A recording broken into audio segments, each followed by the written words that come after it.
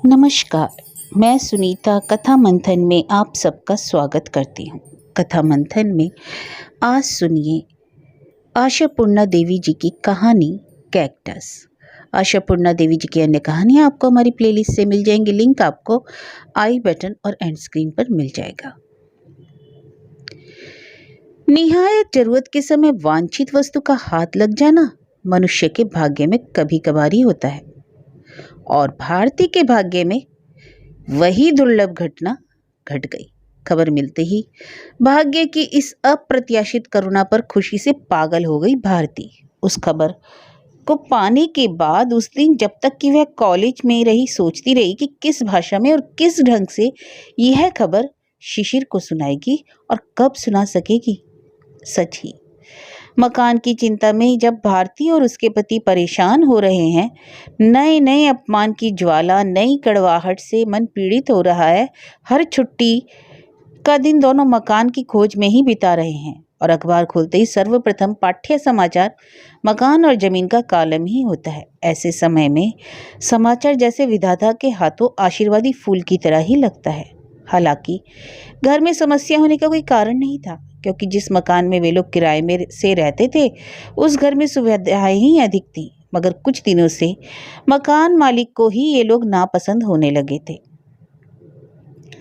प्रतिदिन बढ़ रहे मकान किराए की खबर सुन सुनकर उनके मिजाज भी 7वें आसमान पर पहुंच चुके थे। असर पड़ा था इतने दिनों से रहते आए किराएदारों पर।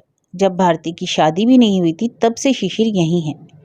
शादी के बाद दुल्हन के रूप में इसी घर में आई। आकर देखा नीचे मकान मालिक, ऊपर ये लोग रहते हैं, मगर मकान मालिक होकर भी अपनों जैसा व्यवहार था उनका। शिशिर की माँ के साथ मकान मालकिन की गहरी दोस्ती थी और शिशिर की मृत्यु के बाद वही माँ मौसी की तरह इनकी देखभाल भी करती रही। बहू बहू कहकर 20 बार खबर लेती रही। सुख दुख में अभिभावक की भूमिका भी निभाते रहे थे वे लोग, मगर काल क्रम में वे अभिभावक ही अब पराया सा बर्ताव कर रहे हैं। एक साथ दो दो चूल्हे जलाकर भारती के सोने के कमरे की खिड़की के पास छोड़ जाते हैं। रात के 9 बजते बजते गेट पर ताला मार देते हैं। भारती के घर के कपड़े बरामदे पर सूखते देखकर ही चिल्लाना शुरू कपड़े माथे पर लग रहे हैं। भारती के बेटे की गेंद अगर आंगन में गिर जाती है तो सीधे उठाकर सड़क पर फेंक देते हैं। और जब भी मौका मिलता भारती और शिशिर को लक्ष्य बनाकर जिसे पाते उसे ही बुलवाकर उपदेश देने लग जाते। और चाहे जो कर लो भैया, कभी भी घर को किराए पर मत देना। ये किराएदार इतने खतरनाक होते हैं कि एक बार डेरा गाड़ लिया तो जिंदगी भर नहीं हटेंगे, पुरखों तक यहीं रह जाएंगे। ऐसे ही कुछ ना कुछ कहते रहते हैं। यानी किराएदार भगाने की हर तरकीब वे आजमा चुके थे और भारती और शिशिर के लिए यह स्थिति अत्यंत पीड़ादायक रही। विशेषकर सुना सुनाकर कही गई बातें हजम नहीं होती। अपमानजनक कार्यों में से अपमानजनक बातें और भी पीड़ादायक होती हैं और उसी की मात्रा बढ़ती जा रही है। कारण शायद यही है विश्वव्यापी मूल्य वृद्धि। पिछले हफ्ते अखबार में विज्ञापन देखा, 2 कमरे, रसोईघर, बाथरूम, 250 रुपये। इसी हफ्ते वह बढ़कर 325, अगले हफ्ते शायद बढ़कर खैर। इसी बहाने अब तक का सौहार्दपूर्ण वातावरण कटुता में बदल गया। यही अफसोस की बात है। और यह कटुता इतनी निर्लज्ज रूप ले चुकी है कि सच्चे दुश्मन भी शर्मा जाए। सुबह सुबह एक नई बात और हो गई। ऊपर पता नहीं किस कारण से कटु कुछ ज्यादा ही उधम मचा रहा था। अचानक नीचे से मकान मालकिन व्यंग्यपूर्ण शब्दों में बोली, बहू, ओ बहू, बच्चे को थोड़ा संभाल कर रखो बेटा, गरीब की टूटी फूटी झोपड़ी ढह जाएगी। इस जन्म में खाली भी तो नहीं होगी कि थोड़ी मरम्मत ही करा लूं। भारती के कॉलेज जाने का समय हो रहा था, इसलिए बात बढ़ाई नहीं उसने, और जहां तक संभव होता वह अपनी तरफ से बढ़ाती भी नहीं। केवल अपने 8 वर्ष के बेटे से मिन्नत कराई कि उधम नहीं मचाए। मगर आज पता नहीं किस बात की छुट्टी है स्कूल में और इधर माँ बाप की छुट्टी नहीं। ऐसा सुनहरा अवसर कभी कभी उसके हाथ लगता है। अतः बंटू माँ की मिन्नतों को नजरअंदाज कर और बाई की परवाह ना कर मनमानी ही करता रहा। क्या पता लौटकर कैसी परिस्थिति का सामना हो भारती का। और पहले जब बंटू और छोटा था, यही लोग दिन रात बंटू को अपने पास रखते थे, नहलाते थे, खिलाते थे और सुला भी लेते थे। शायद उन्हीं के आग्रह और स्नेह के कारण ही कॉलेज की नौकरी बहाल रख सकी थी भारती। कितना प्यार जताकर यही लोग कहा करते थे, तुम लोग धन्य हो बहू, आजकल की लड़कियां घर बार संभालती, पकाती, खिलाती हैं और उधर मोटी रकम कमा कर भी लाती हो। हम तो कुछ भी नहीं करते, इतना तो कर सकते हैं। चक्का घूम गया और सब कुछ बदल गया। अब हवा में बातों के तीर छोड़े जाते हैं और बंटू को छोड़कर जाती तो इस प्रकार के तीर कान पर आकर चुभते। माँ चली बैग लटका कर सज संवर कर, अब बेटे की धमा चौकड़ी को भोगे पड़ोस वाले, अच्छी मुसीबत हो गई। ऐसी अभद्र टिप्पणियां करने वाले वे ही थे जो बंटू को चांद का टुकड़ा कहकर प्यार किया करते थे और उसकी जन्म संभावना के दिनों में भारती को अचार खिलाते और हजारों उपदेश दिया करते थे। हो सकता है बहू बनकर आई भारती की बढ़ती हुई डिग्रियां और फलस्वरूप कॉलेज की अध्यापिका बन जाना ही उनकी निराशा का एक और कारण ही। खैर, यह भारती के सोचने की तो बात नहीं। भारती के सोचने की बात यह है कि उसकी घर की समस्या का समाधान एक सुयोग आ गया। कॉलेज के अधिकारी उसे कॉलेज हॉस्टल के सुपरिंटेंडेंट का काम सौंपना चाहते थे और जिसके फलस्वरूप उसे एक अच्छा खासा क्वार्टर मिल जाएगा। कॉलेज पुराना है मगर हॉस्टल की बिल्डिंग बिल्कुल नई, आधुनिक सुख सुविधा के उपकरणों से सज्जित, एक तरह से अत्यंत ही आकर्षक। इसमें संदेह नहीं, जब से यह प्रस्ताव मिला वह अत्यंत प्रसन्न है। हालांकि कहा तो उसने यही कि सोचकर कल जवाब दूंगी, मगर मनी मन जानती थी सोचने का कुछ है ही नहीं। वह जिम्मेदारी भारती अच्छी तरह निभा सकेगी, इतना आत्मविश्वास था उसमें। ऐसे कामों में सबसे जरूरी ही अच्छा बर्ताव। वह हारेगी नहीं। उसके बाद रही परिकल्पना, वह सब हो जाएगा। घर लौटकर और जवाब देने से पहले ही वह अपनी कार्य प्रणाली ठीक करने लगी। लौट कर देखा तो बंटू खेलने निकल गया था। बाई चूल्हा जलाकर दूध गर्म कर रही है। कोयले का चूल्हा देखते ही भारती को याद आ गया कि वहाँ गैस स्टोव होगा। कितना साफ सुथरा, कितना सुंदर, सरल। अब तक पुरानी बची कुची चीजों से ही गृहस्थी चलाती रही, कभी अपनी रुचि के अनुसार आधुनिक ढंग से नहीं चला सकी। अब शायद नसीब का दरवाजा खुल जाएगा। बाई से बोल दी, शारदा बंटू को दूध पिलाए बिना ही छोड़ दिया क्या? शारदा भारती की मान मर्यादा की परवाह ना करते हुए बोल उठी, अच्छा कहा आपने, इतना सीधा लड़का है आपका कि छोड़ने से जाएगा और नहीं छोड़ने से घर में बैठा रहेगा। फिर भी दूध पीने तक उसे रोक कर रखना चाहिए था। उसकी छुट्टी होने से ही मुसीबत हो जाती है। दिन भर खूब शैतानी की उसने। शैतानी? आवाज को चढ़ाकर शारदा बोली, शैतानी या मकान मालकिन तो ऊपर आकर कितना कुछ सुना गई। यह शिकायत कोई नई नहीं थी। भारती सुनकर दुखी होती, लज्जित होती और बेटे को डांट लगाती। आज लगा अजीब बात है, छोटे बच्चे शरारत नहीं करेंगे इसके लिए वे आकर बुरा भला सुना जाएंगे। इतनी हिम्मत कैसे होती है? इसलिए ना कि हम अपनी मान मर्यादा की रक्षा नहीं कर पाते, ताव दिखाकर सामने से चले नहीं जाते, यही ना? ठीक है, अब कोई दुविधा नहीं, कल ही जवाब दे दूंगी।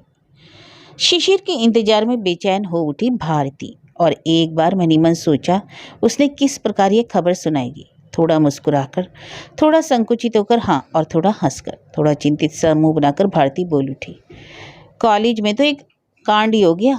शिशिर हंसकर बोला, तुम्हारे कॉलेज में तो रोज कांड होता है, हुआ क्या? नहीं मतलब और कुछ नहीं, मेरे पास एक प्रस्ताव आया है। अरे, तुम तो एक रहस्य की तरह धीरे धीरे बात को खोल रही हो। प्रस्ताव है क्या? विदेश भेजना चाहते हैं तुम्हें? तुम तो हमेशा ही मेरा मजाक उड़ाते हो। सुनो महाशय, बताती हूँ, वे लोग मुझे कॉलेज हॉस्टल की परिचालिका बनाना चाहते हैं। शिशिर हैरान होकर बोला, अच्छा, तुम्हें ही अचानक योग्य कैसे समझ लिया? योग्यता देखी होगी तभी तो। गर्दन हिलाकर एक तरुणी की तरह हंसते हुए बोली, गुण है अंदर, केवल तुम्हें ही तो दिखाई नहीं पड़ता। वही देख रहा हूं। अच्छा, तो तुमने फट से हाँ तो नहीं कह दिया? किया तो नहीं था, पर शिशिर के कहने के अंदाज से अचानक थोड़ी नाराज हो गई। जितना खुश होना चाहिए था हुआ तो नहीं। असली बात अभी सुनी भी तो नहीं, मतलब जानी हुई बात है, पर ध्यान नहीं आया होगा जरूर। फिर भी अपनी नाराजगी को छिपा नहीं सकी, बोली, क्यों? हाँ करने में क्या दोष है? शिशिर समझ गया कि भारती नाराज हो गई, मगर पता नहीं क्यों आज शिशिर ने इसकी परवाह नहीं की, अपने आप को रोका भी नहीं, बल्कि उसे मजा और आने लगा।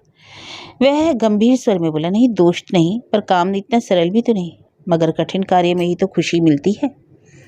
वह अलग बात है, वह तो गणित के कठिन प्रश्नों को सुलझाने की बात है, यह कुछ और, काफी गोलमाल वाली बात है। भारती हंस पड़ी। खुद गोलमाल करने वाले के साथ ही गोलमाल होता है। खुद ईमानदार रहने से माल को गोल नहीं करने से मुश्किल कहाँ? ऐसा मत सोचो। याद रखना, ये लड़कियां इस युग की छात्राएं हैं। असंतोष जिनके इष्ट देव हैं और विरोध जिनका दीक्षा मंत्र। दृढ़ स्वर में भारती बोली, यह भी इस युग का एक फैशन है, इन छात्रों की निंदा करना। ये जो देखते हैं वही सीखते हैं। हम खुद ही कौन सा धैर्य, स्थिरता, संतोष और सभ्यता का आदर्श प्रस्तुत करते हैं इनके आगे। अगर हम स्वयं शिक्षित दीक्षित निर्विकार चित्त होकर दिखा सकते तभी पता चलता दोष कहाँ है। खैर हमारी लड़कियां वैसी नहीं है, वे मुझे बेहद चाहती हैं।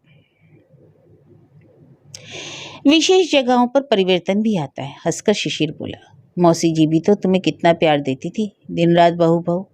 भारती हंस पड़ी। हाँ, वह एक उदाहरण प्रकाष्ठा है, मानती हूँ, फिर भी यह प्रस्ताव मैं हाथ से जाने ना दूंगी। इतना बड़ा आकर्षण छोड़ा नहीं जा सकता। कम से कम मौसी जी के हाथ से छुटकारा मिलेगा, बस इसी खुशी में। यह काम लेने का अर्थ है एक सुंदर सुदृश्य सुरम्य वास भवन।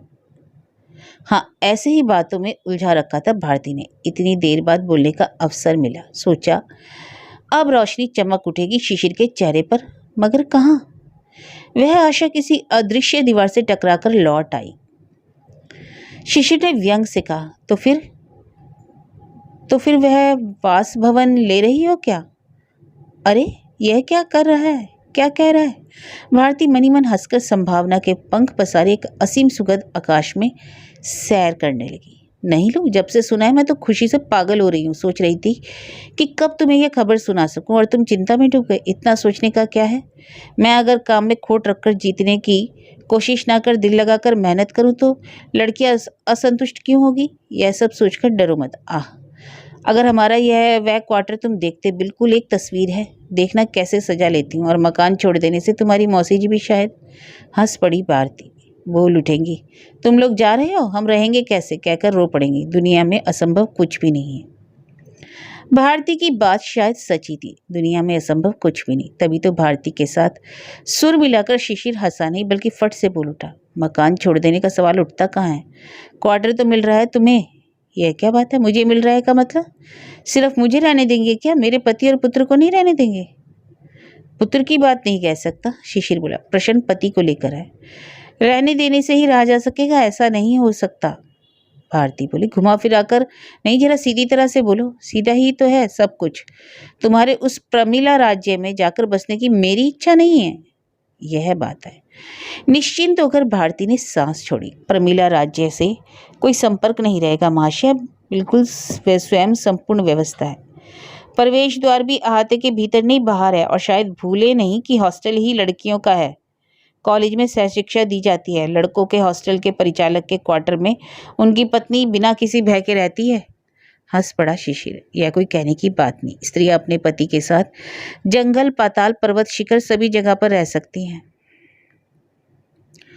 भारती अचानक स्तब्ध हो गई। जिस निश्चिंत, प्रफुल्लित, सरल मन से वह अपनी भावी गृहस्थी की सुगध छवि भारती बना रही थी, उस छवि पर जैसे किसी ने पंख की छाया लगा दी। धीरे से भारती बोली, रह सकती नहीं, रहना ही पड़ता है, यही बात है। आपत्ति का कारण समझना कठिन नहीं था। पत्नी की योग्यता से मिले उस मकान में जाने की इच्छा नहीं है महाशय को। वही चिरंतर पुरुष का अर्थहीन अहंकार। किसी भी तरह अपने आप को पत्नी से श्रेष्ठ सोचे बिना नहीं रह सकते। श्रेष्ठ हर तरह से, मान मर्यादा, आर्थिक अवस्था। अरे बाबा, जिस युग में 10 वर्ष की लड़की को ब्याहकर अपनी गृहस्थी के कारागार में जीवन भर के लिए बांदी की तरह भर लेते थे, उस युग की चिंता, चेतना, अभ्यास को भूल क्यों नहीं सकते तुम लोग? इतने दिनों तक स्वामी, प्रभु, वर आदि अनेक श्रेष्ठ विशेषण अपने नाम के साथ जोड़कर राजपाट तो बहुत किया तुम लोगों ने। अब वह कृत्रिम मोह टूटता क्यों नहीं? एक बार ज्ञान की आंखें खोलकर तो देखो। फिर मन ही मन भारती ने सोचा यह सब, मगर मुंह से कुछ बोली नहीं। बात बदल कर बोली, देखो तो तुम्हारे आते ही बात छेड़ दी मैंने। अभी तक हाथ मुंह धोया नहीं तुमने, ध्यान ही नहीं रहा। जाओ झटपट। आलोचना, सोच विचार सब बाद में करना। उस समय तो बांध दे दिया, मगर फिर तरंग तो उठेगी। फिर वही प्रसंग छिड़ा, तरंग के आघात से ही। कुछ घंटे बाद बंटू खाकर सोया ही था। ये लोग खाने की तैयारी कर रहे थे कि नीचे की मौसी जी तरंग बनकर आघात कर बैठी। इन्हें आजकल भारती ने मकान वाली मौसी कहना शुरू किया उनकी आड़ में। मौसी जी का नाम चारुलता है, पर उनके नाम को लेकर कभी किसी ने सोचा ही नहीं।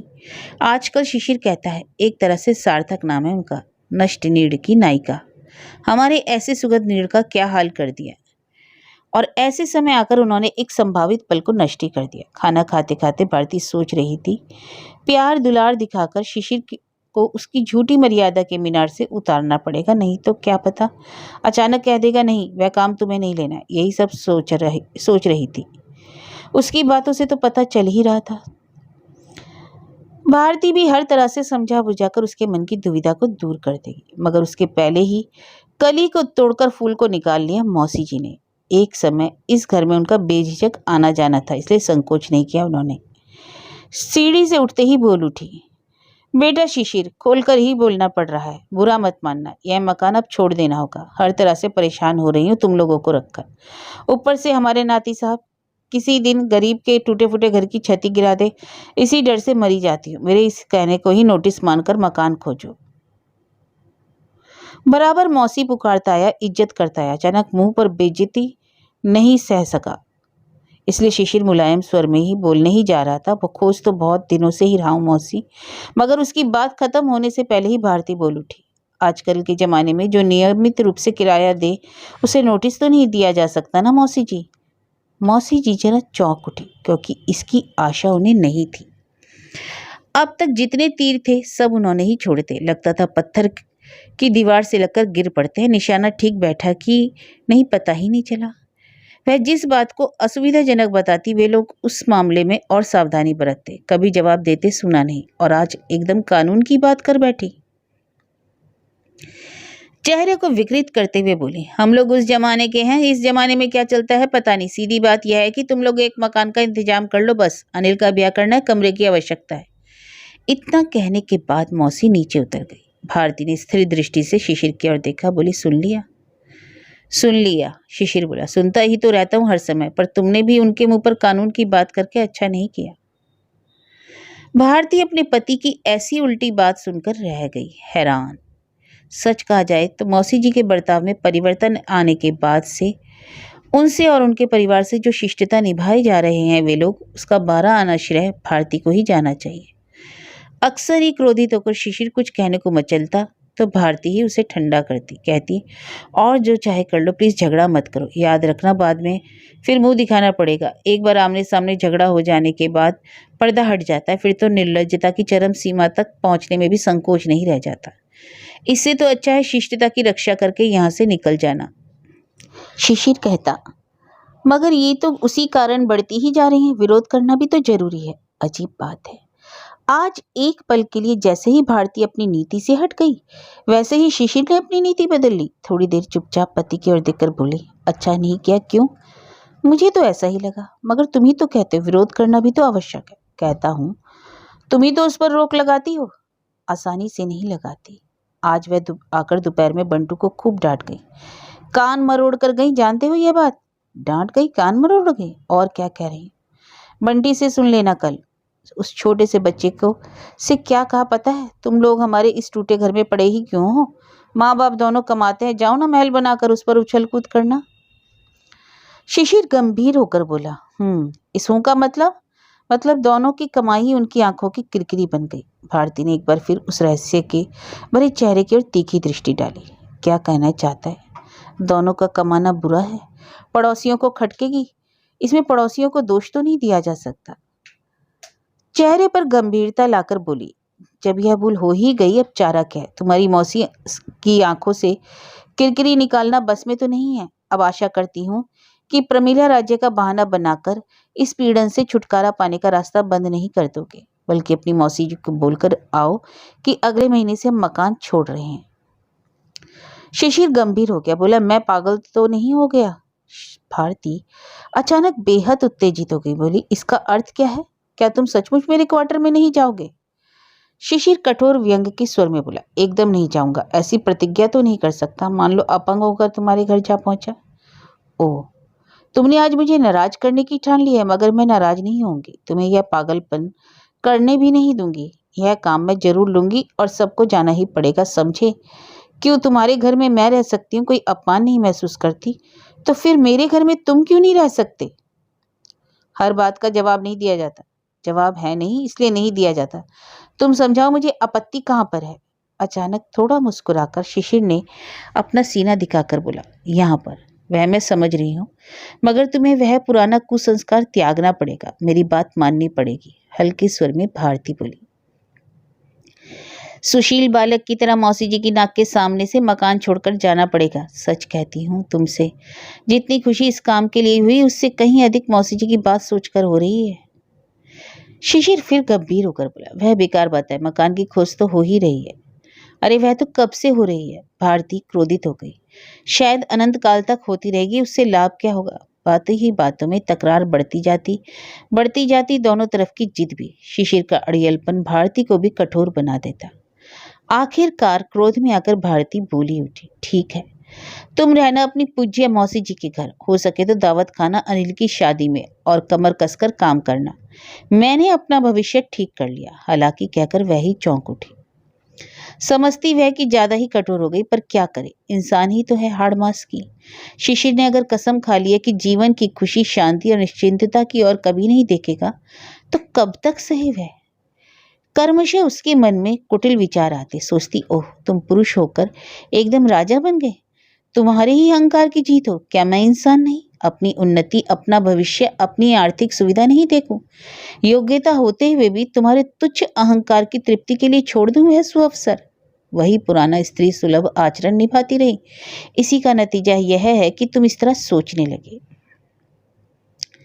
अभी दिन भर का काम करके थक जाती हूँ, फिर भी कभी 5 मिनट आराम करने का नहीं सोचती। कभी आशा नहीं करती कि एक गिलास पानी कोई सामने ला कर दे। घर आते ही कपड़े बदलकर मैं काम में जुट जाती हूँ, ताकि घर आकर तुमको सब कुछ साफ सुथरा दिखे। घर लौटते समय बेटे को स्कूल से लेकर आती हूँ, उसे खिलाती पिलाती, संवारती और खेलने भेज देती हूँ, ताकि वह तुम्हारे आने से पहले ही खेल कर लौट आए। इसके लिए 100 बार समझाती हूँ, क्योंकि जानती हूँ तुम थोड़ी सी बात पर चिंतित हो उठते। जानती हूँ कि आकर उसे ना देखने से तुम्हें बुरा लगता है। बंटू की देखभाल करके कभी शायद खड़े खड़े एक कप चाय पीकर ही चौके में चली जाती हूँ, ताकि तुम्हारे आने से पहले खाना पकाने का काम पूरा कर लूँ।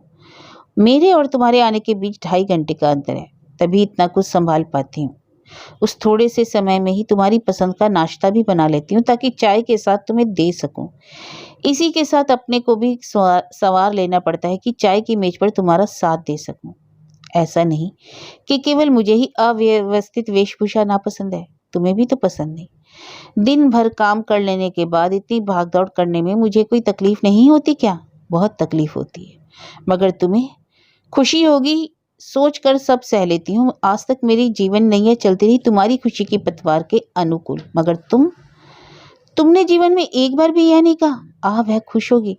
तुम अपने अहंकार में अटल हो।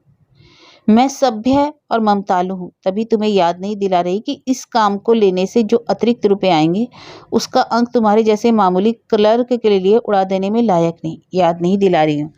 महीने भर में जो तुम कमाते हो वह मेरे केवल 12 दिन की ही कमाई है। याद दिलाऊं भी तो कैसे? खुद भी कभी याद किया क्या? आज तुमने मुझे बहुत निराश किया, इतना दुख दिया, तभी याद आ रहा है। हाँ, दुखी भारती के मन में ऐसी उल्टी सीधी चिंता मंडरा रही है। मगर अगले दिन जब कॉलेज में बात फिर से छिड़ी तो भारती बोली, सोचकर देखा मैंने, मैं इस काम के लायक नहीं हूँ। अध्यक्ष ने किया, योग्यता का विचार करना हमारे हाथ में छोड़ दीजिए और झटपट हस्ताक्षर कर दीजिए। बाकी अध्यापकों ने भी समझाया। उसकी सहेली लीला घोष बोली, तू 1 नंबर की बुद्धू है। जरूर तू अपनी रूढ़िवादी पति देव के मना करने पर यह मौका छोड़ रही है। मैं सोच भी नहीं सकती, मुझसे पूछा होता तो मैं खुशी से झूम उठती। हंसकर भारती बोली, वह तो मैं भी झूम रही हूँ। अरे रहने दे बनावटी बातें। कर्ता की इच्छा से कर्म वाला युग अब चला गया, देख नजर उठाकर दुनिया की ओर। अचानक भारती का दिल फिर गया। बोल उठी, ठीक है, मगर ठीक रहा कहाँ? जीवन तो ही बेतरतीब हो गया भारती का। शिशिर ने वही सवर अपनाया। बोले, ठीक है, तुम्हारी बात ही रह जाए, मैं यहाँ रह जाता हूँ, तुम बंटू को लेकर। भारती डर गई, बहुत ही असहाय महसूस करने लगी। वह विनम्र होकर झुक गई। देर रात को जब बंटू सो चुका, इस कमरे में चली आई। पति के सीने से लगकर बोली, देखो मेरी बात मानो, मैंने तो जाकर ना ही कर दिया था बिल्कुल, मगर इतनी मिन्नत करने लगे सबकी, आखिर और सच कहो तो कोई तर्क था भी नहीं मेरे पास।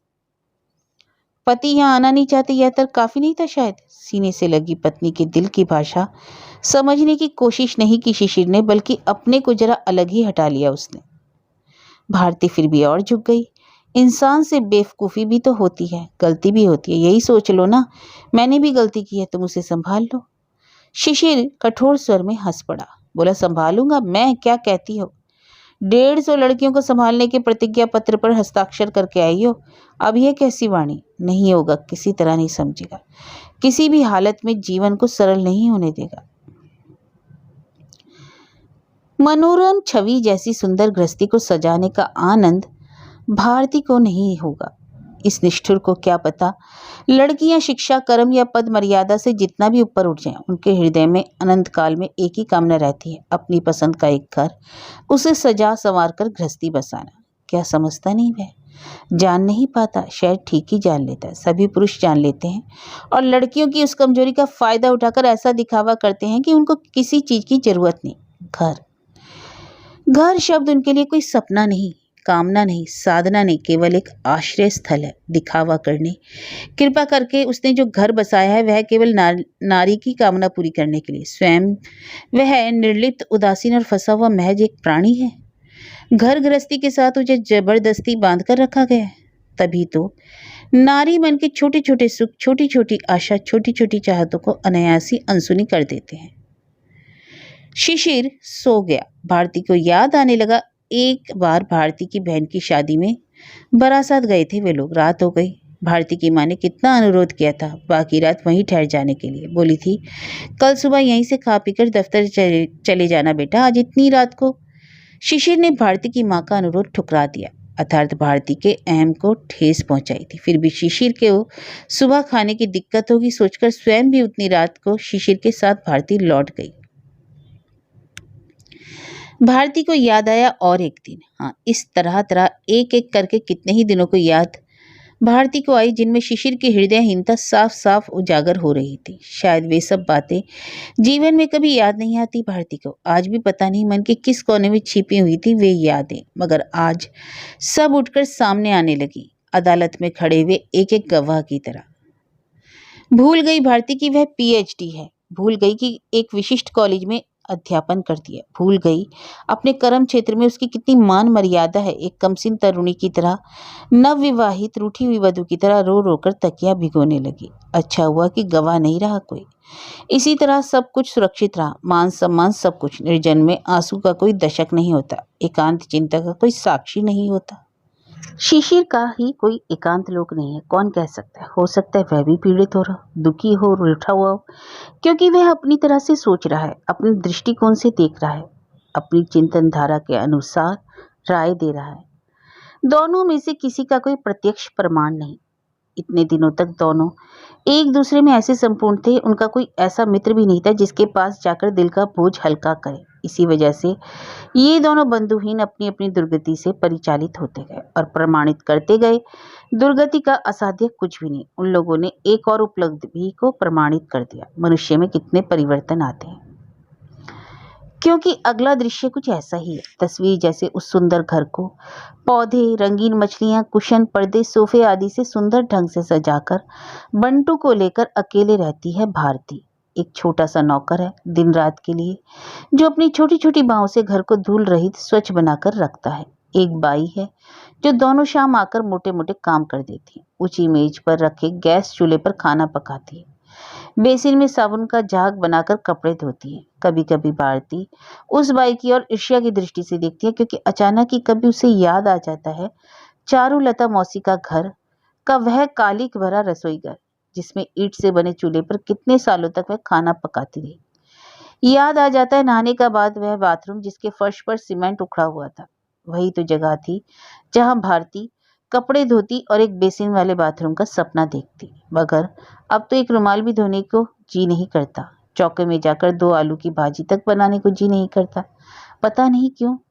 क्या भारती पैसे वाली हो गई इसलिए, या कि शाम होते ही उसके सुंदर गोल बरामदे में अध्यापिकाओं की झमघट होती है इसलिए समय नहीं मिलता।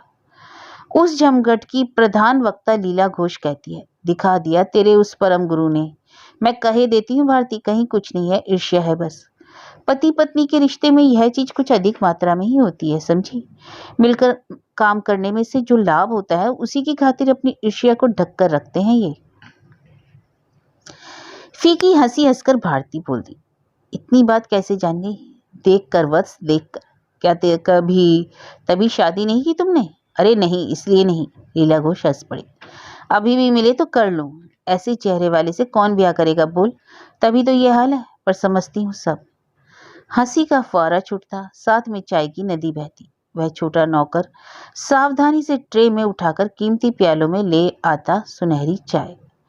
भारती को उठना नहीं पड़ता। शीशे की खिड़की पर लगे गमलों में लगे कैक्टस कोई सर उठाकर खड़ा रहता, कोई अपनी टेढ़ी मेढ़ी बाहें इधर उधर फैलाकर शीशे पर एक विकृत आदमी जैसी छाया तैयार करता। हवा से पर्दा कांपता। उनकी हंसी ठहाके के बीच भारती की नजर उधर पड़ती, शायद सोचती ऐसी भी क्या बुरी हूं। फिर एक समय बाई आकर पूछती, दीदी जी मुन्ना को खिला दूं अभी? भारती नाराज होकर कहती, क्यों? अभी खिला देने से तुम्हारा भागना आसान हो जाएगा ना? ना, 9 बजे से पहले नहीं खाएगा, पड़ेगा 9 बजे तक। बाई भारी स्वर में कहती, अपने लिए नहीं कह रही थी, पढ़ते पढ़ते नींद आ रही है इसलिए। चली जाती है गुस्सा दिखाकर। भारती की सहेलियां कहती, वह बेचारा जरा अकेला महसूस करता है। भारती शीशे पर पड़ी टेढ़ी मेढ़ी छाया की तरह देखकर अनमने भाव से बोलती, हाँ कभी कभी यही सोचती हूँ, किसी बोर्डिंग में डाल दूं कम से कम दूसरे लड़कों के साथ। और शिशिर, सच कहा जाए बाहर से शिशिर की हालत भी बुरी नहीं लगती। ऊपर के कमरे छोड़कर वह चारुलता मौसी की बैठक में समा गया है, पेइंग गेस्ट बनकर। देखभाल में कोई कमी नहीं। मौसी जी स्नेह से गदगद होकर सदा करुणा बरसाती है। शिशिर की कमीज के बटन लगे हैं या नहीं, यह देखने का जिम्मा भी उन्होंने अपनी बेटियों को दे रखा है। यह ममता केवल दिखाने के लिए, ऐसा कहना मौसी जी के प्रति अन्याय होगा। ममता वशी तो कर रही हैं। स्नेह ममता की धारा बराबर बहती रहती है। एक तीव्र इच्छा के वशीभूत होकर उनका स्वार्थ उन्हें कठोर, कर्कश और निर्लज बना रहा था। वह बाधा दूर हो गई। ऊपर वाले कमरों में हल्की रंगाई पुताई करके किराए के में आशा अनुरूप वृद्धि कर एक किराएदार को बैठा दिया। उसके अंदर से बैठक का भी आधा हिस्सा और 2 बार भोजन के लिए शिशिर से मुट्ठी भर भरकर पैसे ले रही हैं। तो फिर एक बार निर्लज होने में दिक्कत क्या है? एक बार फिर निर्लज होकर शिशिर के लिए ममता बरसा रही हैं चारुलता मौसी। जिसकी बीवी भाग गई, उस शिशिर के उदासीन मन पर आगे इस निर्लज्जता की कड़वाहट का असर नहीं होगा, इतना भी मौसी जी जानती हैं। मगर क्या शिशिर इतना उदासीन हो गया कि आधे घर में ही राजी हो गया? तो हो गया, शायद शिष्टाचार के कारण, क्योंकि अब तक उस कमरे में जो अविवाहित बेटा सोता था उसे हटाना ठीक नहीं लगा शिशिर को। इसलिए बोला, रहने दीजिए, अनिल को सोने दीजिए जैसे सोता था, कमरा बड़ा है। शिशिर के छोटे जैसा भाई जैसा ही तो है अनिल। पहले शिशिर के पास कितने हट करता था, कितना परेशान करता था शिशिर की माँ को। शिशिर भी अब अधिक जगह लेकर क्या करे? कट ही तो रहे हैं दिन, कट जाते हैं रातें। एक थाल भोजन की, एक बिछौना सोने को, और नहाने के समय छोड़े, धोती, गंजी, तौलिया सब हाथ के सामने धुले सूखे मिलते हैं। इतना में ही तो हो जाता है। इससे अधिक चाहने को है ही क्या? कोई बाधा बंधन, कोई उत्तरदायित्व नहीं। ऐसी जिंदगी का एक अलग ही राग होता है। महीने के प्रारंभ में रुपए थमा देने के बाद दोबारा सोचना नहीं पड़ता कि खाने के लिए खटना भी पड़ता है। घर चलाने के लिए केवल रुपए काफी नहीं है, तेल, नमक, लकड़ी के धंधे में ही दुनिया छान लेनी पड़ती है। सच ही तो है। अब तो सुनना भी नहीं पड़ता। सुना है पाव रोटी अब से कूपन के बिना नहीं मिलेगी।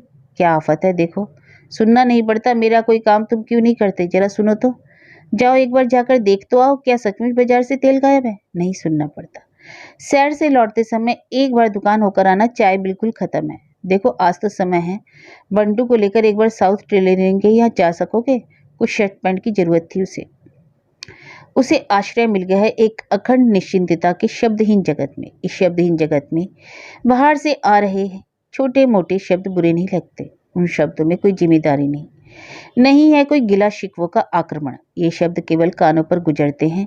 वे शब्द समूह है। पुराने दिनों की तरह बड़े उत्साह के साथ अनिल अपने फुटबॉल टीम की बातें करता है। अच्छा ही लगता है शिशिर को। मौसी जी की बेटियां जब तक बोल उठती हैं, उफ शिशिरदा कितने अनमने हैं आप, कल से आपकी सुराई में पानी नहीं, कहाँ भी नहीं। बुरा नहीं लगता सुनने में। और मौसी जी जब खाने के समय सामने पंखा झलती है और कहती है, कितना कम खाते हो आजकल, देखकर दिल हाय हाय कर उठता है। दीदी जब थी घी से सनी रोटी भरकर रख देती, बेटा कॉलेज से आकर खाएगा। क्या दिन थे वे सब। उस समय खुशी के आवेग से शिशिर की आंखें भर जाती। घुमा फिराकर शिशिर की माँ की बात ही छेड़ती चारुलता मौसी। कैसी गहरी दोस्ती थी दोनों में, याद दिला देती।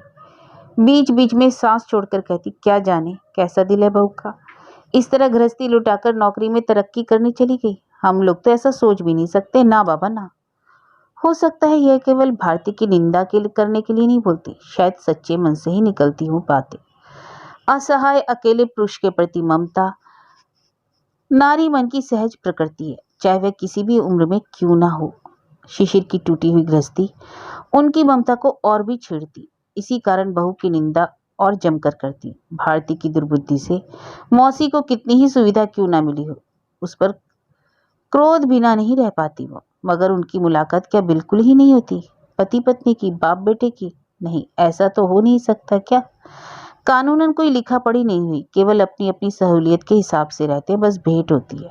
हर रविवार को मुलाकात होती है। शिशिर नहीं जाता, भारती ही आती है बेटे को लेकर। मौसी जी के घर में आकर बैठना पड़ता है, चाय भी पीनी पड़ती है, कभी कभी प्लेट में लेकर बंटू भी नाश्ता करता है। कभी अगर देखता है उसके पिता नहाने गए हैं या बाहर निकले हैं तो चुपके से माँ से पूछता है, माँ जरा छत पर जाऊं? छत पर ही उसका अड्डा था। अभी भी टूटी हुई चटाई पानी के टैंक के पास वैसी ही पड़ी थी। भारती को बेटे का यह कंगलापन अच्छा नहीं लगता। आंख से इशारा भी करती है मगर लाभ नहीं।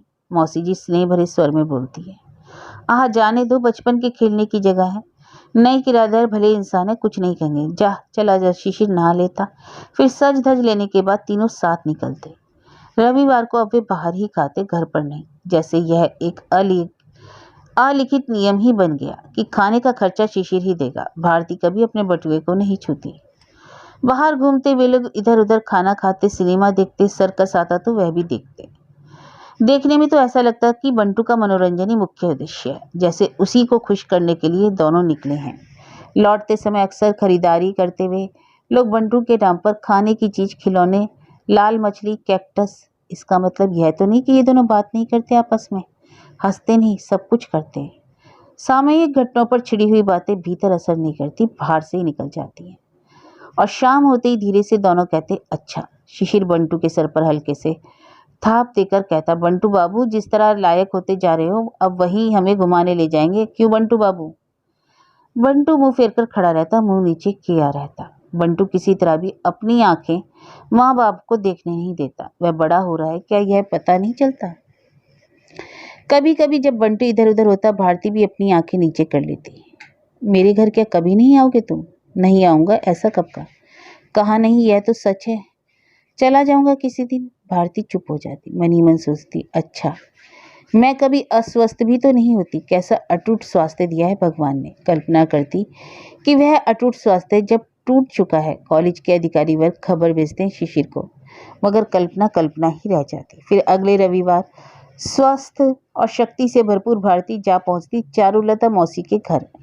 शायद जानबूझकर कुछ देर से ही पहुंचती ताकि शिशिर तैयार ही मिले, पर यह आशा प्राय पूरी नहीं होती।